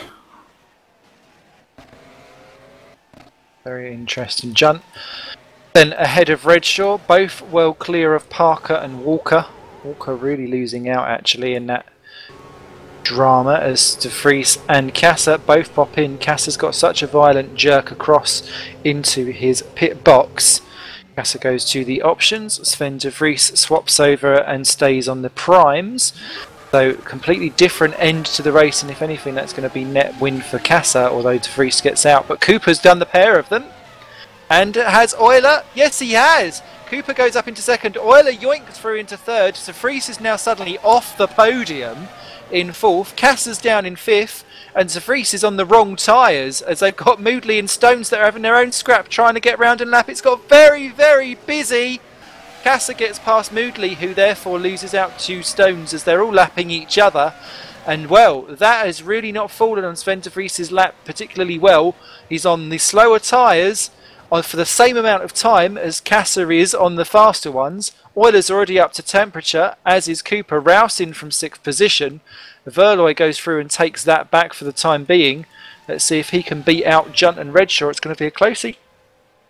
It is indeed, and I think Sven De Vries will probably be kicking himself. I think he probably knew that the Midnights had too much speed for him over it, and as Junt passes Adam Rouse in the pits, and Redshaw as well, just about, oh, this is going to be a good scrap halfway down the line, and Rouse is on the options, so he's probably not going to make those places back, though. We'll soon find out, won't we? I think, yeah, Euler and Cooper are looking good for a podium now. Kasser's really their only kind of attack on them, and he's way back behind them. Yes, that has sorted that out. So let's do a quick rundown, because pretty much everyone apart from Heasterbeek, who's leaving it right to the end, he was running longer earlier on in the race, wasn't he, with his stints, and it's certainly going to pay dividends for him because he's going to have less to do on the slower tyres. 29 seconds is the advantage. Cooper is on the slower tyre, but is ahead of Euler, who is on the faster red optioned tyres. No, we've got 20%, 19%, sorry, of the race left to go. Lap 43 of 52. Euler, who's looked like he's been Cooper's little moose most of the evening, is suddenly now looking like he could well de-moose himself quite quickly from Alex Cooper, who has done an absolutely outstanding job. Changes of position further back. Casper Mortensen has just overtaken Ryan Walker for 11th and 12th positions. That again is down probably to tyres, because Mortensen is on the options, Walker is on the primes and is not long pitted and is probably a wee bit cold on them. And Paresis has retaken Dale Stones for 13th and 14th as well. I'm surprised that that's even a battle still going, so Paresis must be really feeling it out there today. As Euler right onto the back of Cooper, this one can't take long surely. No, it's not going to. You could see him sizing him up, and I think Cooper's probably going to do the championship thing. He's probably had his team boss in his ear shouting multi-21, because let's face it, they're champions, they can actually use that. I'll tell you what, I would quite like to see it rain about now. I think we might need to get Mr. Mahuish out singing Monty Python's greatest hits again, because imagine how much of a spanner that would put in. Well, apparently he's retired from singing. Funny that, when his driver's in 5th. Well, it was a fine career whilst it lasted, Boyle-esque. So, Petter Kassa, busy in 5th position, all over Sven de Vries. Of course, Sven de Vries on the prime tyres. Kassa on the options. And quite frankly, he looks like he's got plenty more grip to throw a stick at. I wouldn't be surprised if the knee goes low on air anyway, because of the power they've got. So, yeah, this could be over in a lap or two if they're not very careful. Well, Sven has done a fantastic job so far. Heasterbeek still not pitting and is still pulling away from Euler and Cooper, despite those switchings of positions. Half a minute is the gap, so it's in Ruud's interest to keep going on those tyres as long as he possibly can. Kassa hopping over the curb at Copse. Got to be careful of Roo. I got penalties at Hungary's for doing things like that, and that was just because I was driving slightly lazily. The speed in which he catches him through the complex has actually caught him out slightly, I think, as he now has to tuck in to the slipstream. Sven de Vries doesn't feel the need to go defensive down the straight. He had a big enough gap, and that will keep him going at least until the end of Sector 1, where Kassa will mount his next challenge. But just under braking, you can see how quickly he can just be sucked back up again, as Casper Mortensen is off the track and rejoining the constant in 12th position. Got to be careful, Jim Paresis is closing them down quick. Tell you what, this is going to be incredibly tight for the championship, isn't it? We got Easterbeek and Euler are both on the same amount of points in equal first at the top of the tree, so it's kind of a straight battle to see who leads the championship after this race. And in terms of the constructors' battle, again, Midnight have got about a 30-point advantage, I think it is. Maybe I can't read, but Easterbeek and de Vries won't like the fact they're kind of sandwiching the two Midnights. They'd like to be 1-2 in this one to make them. Kassa around the outside of Sven de Vries. Oh, Sven was very, very generous. Oh, Kassa gets a wiggle wobble. Is he round? He's round! Kassa is round. That is not good at all. Just got a little bit of a truffle shuffle on the curbs. Round he goes, and that is going to be... He's got to do it all again. Dale Stone's being very polite and not unlapping himself there. I suppose he knows it's going to go back behind. Oh, Kassa, from hero to zero in a very quick flash of a steering wheel. But he's back going again, and there's still plenty of time for him to recatch that back up again. Lap 45, Easterbeek's in, and let's see where he rejoins. Of course it's going to be P1, but I'm going to be looking at time and position. He's now coming out of turn 1 and into turn 2 now. Euler's still coming round to finish off the lap. He's got plenty of time. Then again, he's going to be on the primes now because he's got to take them, so we've seen Euler reeling Cooper from about an 8/10 of a second gap within less than a lap. This is going to be incredibly close, I hope. Otherwise, we might have been talking up a dang squid for the past 20 minutes, maybe. Yeah, Kassa there. What a move, but it's a shame he just got beached on the side, wasn't it? He's not going to lose anything behind him because he's got about 80 seconds on the next guy, Steve Valois, but he's got a 5-second gap to make up, which is going to be a bit tough in 8 laps. It's also getting even darker out here. I think I can safely say, oh, I think I saw a spit. Yep. It gone rain, as my namesake Ollie Williams would say. Verloy, Junt and Redshaw. And the dark. Do you know what? The track for me has suddenly got very, very dark, so it must be raining quite heavily out there. And David Junt is the first one that's some problems. He's off the track. Redshaw goes up into 7th position. David Junt down to 8th, so Redshaw picks him off. And that's the first problem that we have. And look at how dark the track is becoming as the rain starts to come down. Red lights go on the car. That signifies a wet track, surely. And all of a sudden, we've got a proper fly in the ointment. Well, we were hoping it would rain at some point. It had to be the last blue in 7 laps, didn't it?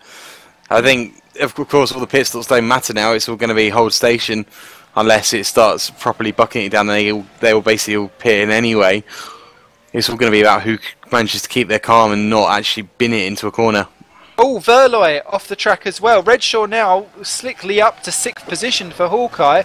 He's done 2 drivers in the same lap just because they're going slightly off the track and appear to be just kicking up a little bit of baby spray or just something like that, but they just don't have the grip. Redshaw up to 6th, Verloy down to 7, Junt to 8. Also, the green stripes have now met up each other in the battle for wooden spoon position. Joseph trying to get round Moodley. We'll keep a little beady eye of interest on that for those of you that follow that team. 13.5 seconds the gap between Heasterbeek and Euler, and that could be problems as Ollie has just had a wee connection issue, so we'll be back with him maybe shortly. Joseph all over the back of Moodley in the battle for that.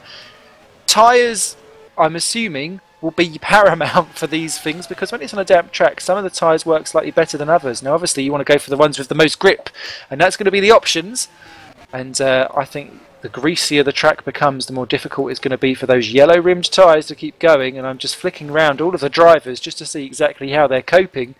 It'll be an interesting one. The order then on lap 47 of 52, 5 to go, but it's getting soggier by the biscuit load.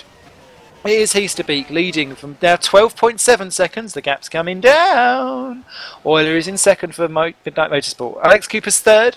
Nijo's Sven de Vries is in 4th, and don't discount him yet. Casser's in 5th, closing him down. Redshaw's in 6th for Hawkeye. Then it's Verloy 7 and David Junt 8. He's been all over the Verloy for second half of this race. Rouse in 9th for Woods Racing. Has lost out somewhere before all of that kicked off. Tom Parker is in 10th. I think he will absolutely positively faint if he stays there. Ryan Walker still on for points in 11. Paris is now up to 12 because Casper Mortensen came in for an extra pit stop.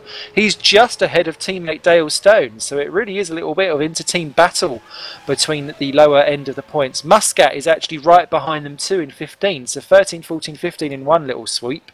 And then we've got Moodley and Joseph, both 2 laps down, but having their own little mini scrap behind, so plenty of action to be had out on track, even if it's not necessarily in the top positions yet. But those top positions are all very quickly concertinaing back up again. Actually, looking at the constants, Mortensen really struggling, and Stones is closing him down quite quickly. Muscat's the fastest of the 3, but he's spent... Oh, and Joseph's off the track in 17th. Let's see what happened to him. Was that his teammate causing an issue? Let's see. Oh no, he just lost it in turn 1. Complete spin around. And that's a shame there for Paul Joseph, because it looked like he's about to elevate himself out from wooden spoon status.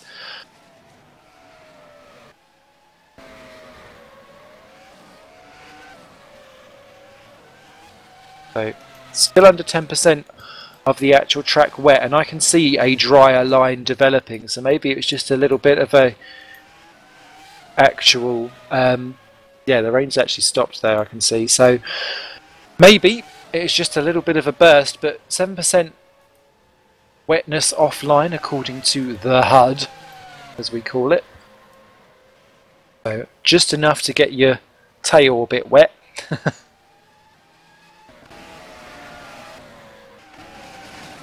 Quite enough to get you spinning around like an animal. Talking of animals, actually, the other half, we went out for a really bizarre meal in London the other day where I ate kangaroo, llama, bison, alligator.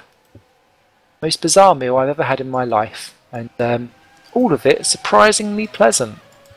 Just as well, because what I'd done beforehand was put on a ginormous lunch, because I thought, oh my god, what if it's all gross? But actually surprisingly nice. I recommend trying out weird and wonderful animals for everyone.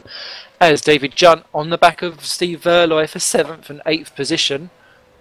Less than half a second between them. Oh, Junt! Got caught up there. Just about keeps it together. That was a good recovery there from the stunting Juntin. And yeah, that car, that was tank slapper heaven. And he's got it again. Putting down the power off the racing line. Clearly a bit of a treacherous task. 11 seconds now the gap between Heasterbeek and Euler. More than managing it with 4 to go. Is rude. He can afford to lose time. Who's that round? That is, yeah, Adam Rouse past David Junt. He's off the track again. All falling apart for David Junt. Actually, no, he's lagging out. Don't mind me. So that will sort that out. So that will put him back in 8th position by the time his leg kicks back in again. So, track drying out sadly there, Ollie. I think oh no! Just a mini burst. Oh, I'm so sad. Me too. Cry some more tears. We might get a bit of a puddle down somewhere. Yeah, cry me a river, huh? Oh, let's not bring out another weirdo onto the old thingamybobs of the old broadcaster room. Muscat and Stones, 14th and 15th side by side down at the end of turn 1. Muscat all over the back of the constant driver. Both 1 lap down, both in points paying positions, so they don't want to throw it all away. It'll be interesting to see Muscat go through. He spent the entire race basically catching back up with the rest of the field. Oh! Gets caught out into Copse because of how slow Dale was going. And Dale, very, very slow. Has he run out of fuel? Because he's not picking up anything. No! He's lost drive? Has he had an engine failure? I can't quite work it out. Yeah, His engine's gone. He's smoking like the mask. I think that engine's finally had it. He's had a bit of Jordan Weeks-itis there. Oh. And yeah, he's had to park it. What a shame. What a shame for Dale Stones. He's driven excellently at the lower half of the grid there, so that's the end of him. Verloy and Junt side by side again now for 7th and 8th position. Junt is through on Verloy into Copse. Can he hold it? Yes, he can. Just about. Great move there by David. Verloy down to 8th. And clinging on to 6th for so long, he'll be a bit annoyed, I think, they had to be down in 8th position, but still a great drive. What that does mean for Dale Stones is that the battling Green Stripes races, a racing team, are now going to be battling over the final point with Moodley and Joseph. Joseph reclosing back down on Moodley after his pirouette down at turn 1. Deal though, Heasterbeek leads 10.5 seconds from Euler. Cooper is just a further couple back in 3rd. De Vries is another 2 seconds behind in 4. Cassa's in 5.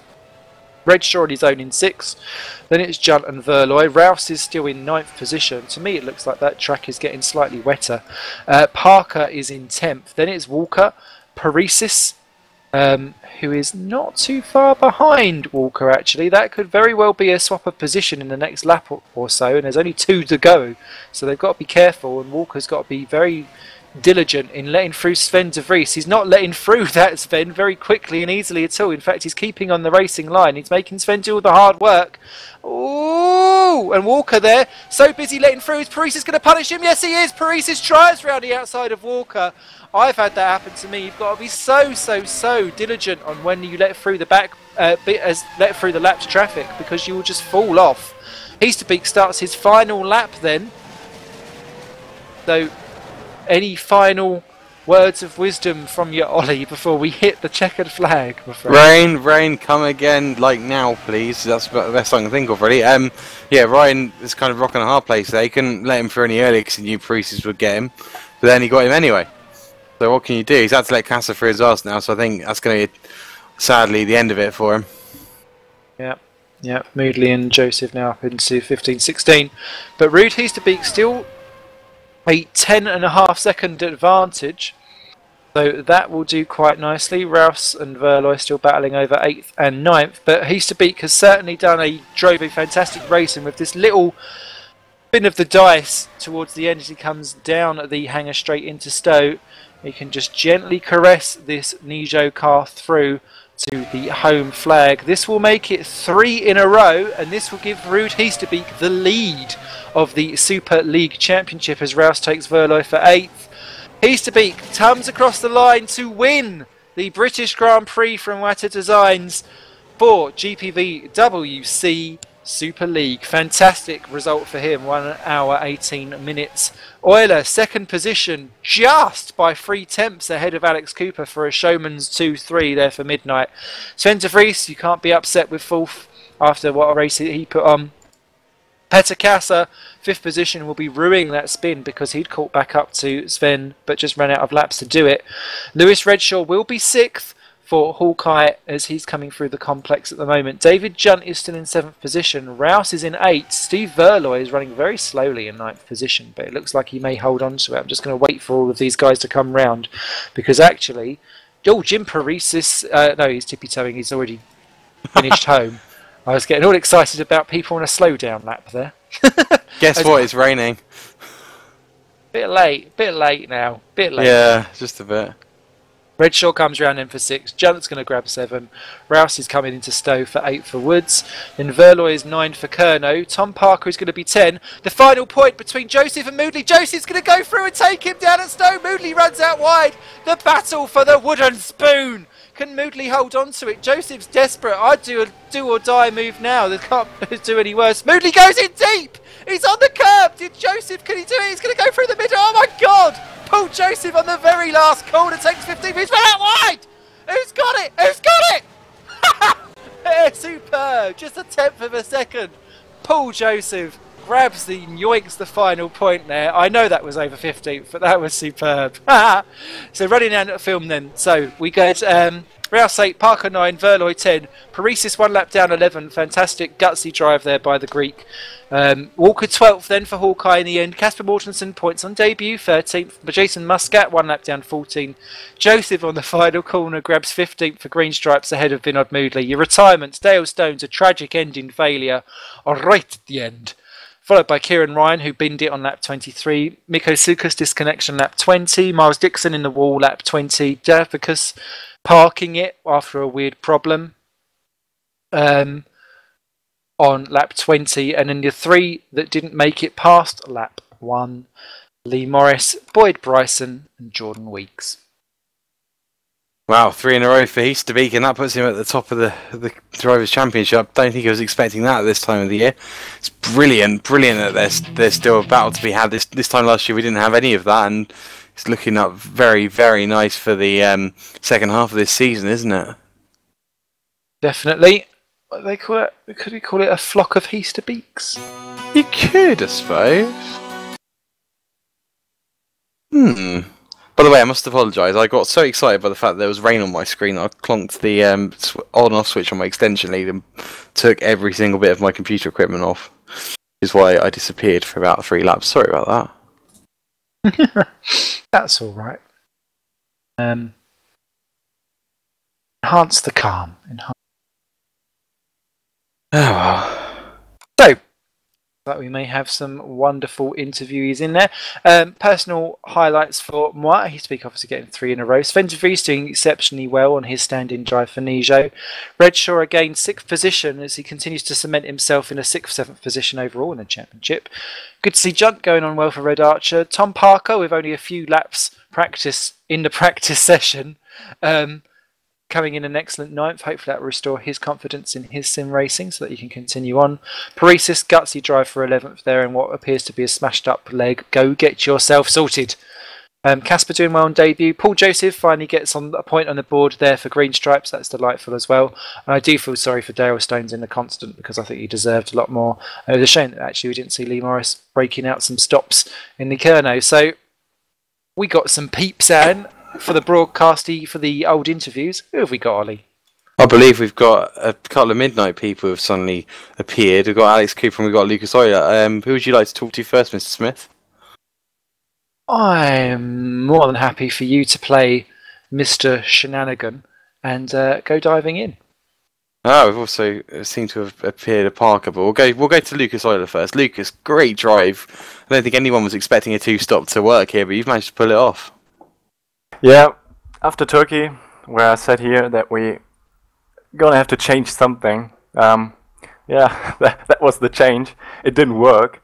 I'm not as disappointed as in Turkey because I think in the end, strategy was a bit wrong.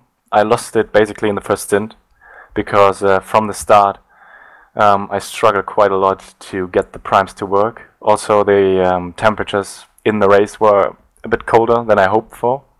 So I couldn't extract the pace I should have had in the primes. And I'm happy we got the race restarted because I crashed out in the first one.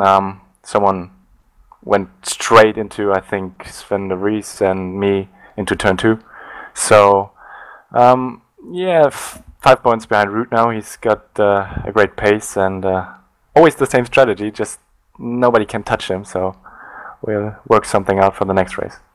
I suppose in your kind of thinking, is it better for you now that you've actually got a fight on compared to last year? Or would you rather have it so easy as you had last year at this point? To be honest, I would prefer fights in the race, but have a clean championship. Fair enough. So we're off to Italy next. Does your class suit the massive straights? Do you think you can pull out some sort of surprise strategy there and win it, or do you think it's going to be tough again? We were quite good tire wear wise in Canada already, where we messed up the strategy.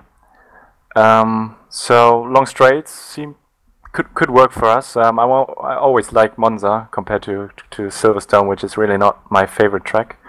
So as I seem to say every second week here, I'm always trying to win. So fair enough. Thank you for coming in, and well done on a great podium drive. And we'll move over to Alex Cooper. So Alex, podium at home. Good work. Yeah, it's unexpected because pace and testing wasn't that good, but I can't help but feel a bit disappointed after that, considering how close I was to Rude in the first stint. Do you think it was your strategy that let you down? Were you tempted to do the same as Lucas, or were you always going to be doing a split strategy? I always planned a pre-stop because I couldn't manage a two-stop just due to the wear, but it was a strategy because when we pit earlier, that's where we lose the time, and when Rude stays out, that's where he pulls away. So moving on to the second half of the season, it's nicely finely poised between you and Nijo. Are you going to be kind of moving into the realms of having to let Lucas past, or is it going to be racing all the way? It depends really. It depends how the race is. I mean, if we're 1-2, I guess we can race, but if we're hunting someone down, I'll probably just lane through.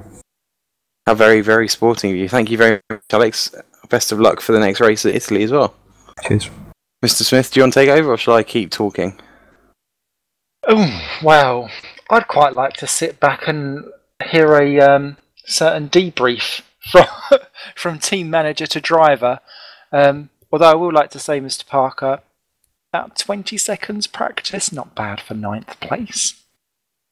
Yeah, I don't quite know what happened there, but I think that's one of the best races I've had for a long time. And if it wasn't for the shenanigans of the Woods pit stop and a couple of mistakes here and there, being punted off by Jason at the start, I don't think 6th place is out of question, to be honest. So I'm happy, but I mean there was pace there for more. Didn't I always tell you were cut out of this league? Well done, my friend. What shenanigans at the pit stop? Who am I going to have to fire? Well, Rousey was kind enough to say, we'll do our pit stop on the fly for the first stop, and we happened to come in together. There wasn't enough of a gap, and then I had a bit of a sluggish getaway as well, but it didn't cost us too much. Oh well, I'm quite happy. I mean, really, really good points for the team, especially in our battle with Kerr now. So, and with Lee not finishing today, it's absolutely fantastic for us. So, and especially with Verloy getting a puncture on the very last lap, it's really, really helped us. Do you reckon we'll see you again in Super League this season, or is it going to be a wait for next year? In fact, are you even going to do next season? I suppose I should probably ask you in front of everybody in the public. Oh, you're so kind. I don't know. I only did today because Teamy was being a cool guy. We'll see. If Woods need me again, I'll do it again. That was fun. Well, I've got you contracted in for a month, so never say never, huh? Congratulations, Tom. Great work to come back after such a time off. And from one person who's come back to someone who is actually kind of started his Super League career today, Sven de Vries. Congratulations. Really good race. I have to admit, I'm a little disappointed. I think I would have gotten P2, but unfortunately, I was behind the back marker at the old turn 1. He slowed down. I kind of did not expect it, so I tapped him and got out of my focus and then spin a couple turns later. So that was unfortunate, but yeah, not too bad. Had a good pace, a lot of fun. Do you think we'll be seeing you again this year on the Super League, or is that it? Are you going to go back to another part of the league and kind of kick off from there? It depends. If I get an opportunity to race again in Super League, I'll definitely take it. But we'll see about that. Do you think your strategy was the right one today? I think so. Although I didn't have contact with Root, so I wasn't quite sure when he would pit. I knew at the first stint he would pit in lap 15, so I went a lap before him because my main goal for this race was to finish second behind Root. And then after that, I kind of had to guess when he went into the pits. While my option tire was still good, I went into the pit, so that could have cost me a couple laps and valuable seconds in the end. Realistically, do you think that Nijo have a chance of challenging for the Constructors' Championship this year, or do you think Midnight are going to keep pulling away from you? No, I think they have a good chance of winning the Constructors' Championship. I think this is Root's third win in a row so far, so he keeps doing that, and if Tom keeps collecting good points, then I think they have a good chance. Nice. Well, thank you very much for coming to join us, and congratulations on such a good place. No, it's not the place you wanted in your first race in Super League, but you did a great job. Well done. Thanks. Yeah, don't be hard on yourself, Sven. And a random question, because that doesn't sound like a Sven accent. Well, I'm Dutch, but I've been living in the United States for over a year now, so that might be why. I tell you what, all you need to do is talk to the ladies. They will be in your lap. You've got a voice for radio. All Dutch people have. It's disgusting. Well, I'm married, so... Well, okay. Allow. But no, you didn't know what to say there. don't be. I knew what my automatic reaction was going to be to say, and then I thought, no, we're on air, Simon. Don't do it. Don't do it. Don't do it. Especially, yes, no. But no, do not be disappointed. That was an awesome drive, and to be quite honest, I think you've just put yourself in the old shop window with a fairly hefty price tag on. So, no, best of luck. We look forward to hopefully seeing you back on the grid very soon. Let's hope so. Oh yes, and yes, more. Try more. Calm, Smithy, calm. No. I suppose it's time to put me back to bed now. Thank you very much, everyone, for coming along and playing along with us on simrace.tv. Thank you ever so much to Simon Lewis, who is our cameraman extraordinaire, who, as ever, sits and has to listen to us drone on endlessly, forever, and never says a damn thingamabob, at least on public. Ollie, cheers, my friend. Always a pleasure, never a chore. Thank you very much for having me, and probably see you in Italy. Well, I'll bring a pasta pot. You lot will take care. I will. Who am I? I'm me. Bye.